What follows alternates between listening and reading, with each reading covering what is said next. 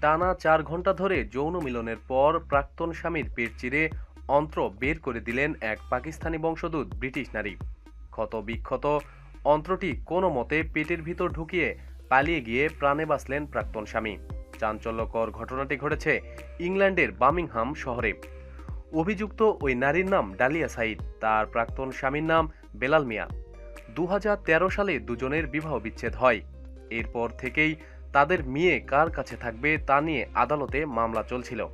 বেলাল মামলায় জিতে মেয়েকে নিয়ে পাকিস্তানে চলে যেতে পারে এই আশঙ্কা থেকেই তাকে খুন করার ছক কষেছিলেন ডালিয়া।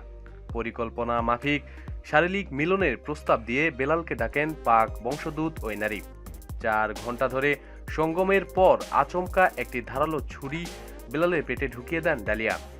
এলোপাথারি কোপানোর পর বেলালের পেট থেকে অন্ত্রসহ একাধিক অঙ্গ বাইরে বেরিয়ে আসে। পুলিশকে বেলাল জানিয়েছেন, ডালিয়া ছুরি দিয়ে তার অন্ত্রটি বের করে নিয়ে কার্পেটের উপর ছুঁড়ে ফেলে দেন। রক্তাক্ত অবস্থায় নিজের অন্ত্রটি তুলে পেটের ভিতরে ঢুকিয়ে দিলে দৌড়ে ঘর থেকে বেরিয়ে যান তিনি। এরপর ডালিয়া রাস্তায় তার উপর কাঠের ব্যাট ও মাংস কাটা ছুরি দিয়ে আবারও হামলা চালান। সে সময় এক প্রতিবেশীর বাড়ির বারান্দায় লুকিয়ে ডালিয়ার হাত থেকে রক্ষা পান তিনি।